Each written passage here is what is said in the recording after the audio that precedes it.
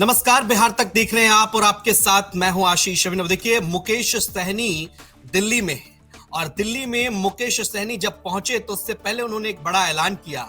ऐलान ये कि महागठबंधन अस्वस्थ हो गया है, यानी कि महागठबंधन बीमार है। लेकिन जब मुकेश सहनी दिल्ली पहुंचे हैं, संभावना है कि राहुल गांधी के साथ बैठकर उनकी बातचीत भी होगी। इधर एक और बड़ी जानकारी हम अपने दर्शकों को देने की एनडीए सीट बंटवारा हो गया है।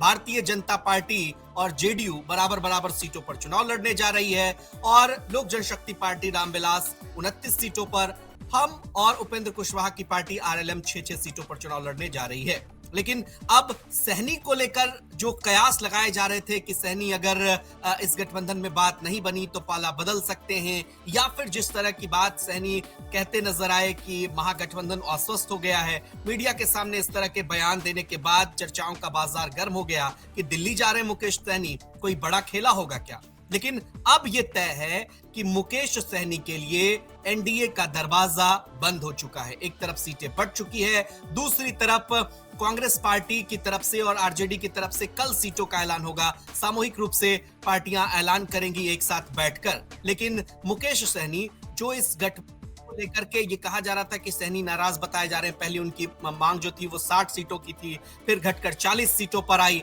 फिर उसके बाद ये कहा गया, सूत्रों के हवाले से जो खबर आई, जो खबर ये कि 18 सीटें सहनी को ऑफर की गई हैं।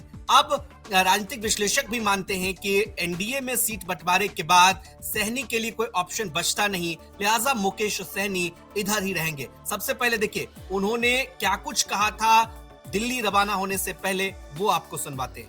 ये बात थोड़ा सा आप जो कह रहे हैं वो थोड़ा सा सही है।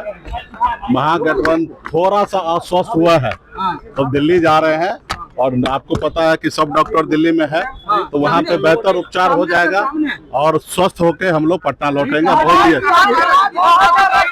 अभी ये तो बात हमको भी नहीं पता है, लेकिन दिल्ली में जाके ये बात तो हमको भी नहीं पता, लेकिन दिल्ली जाके प्रॉपर सही डॉक्टर के पास जाके सही इलाज हो जाएगा। मुकेश सहनी दिल्ली जाने से पहले महागठबंधन को अस्वस्थ बता रहे हैं और ये जरूर कह रहे हैं कि वहां से लौटेंगे तो सब कुछ स्वस्थ करके लौटेंगे। खबर है कि कल यानी कि सोमवार को सीट शेयरिंग पर इंडिया गठबंधन में भी फाइनल फैसला आ जाएगा।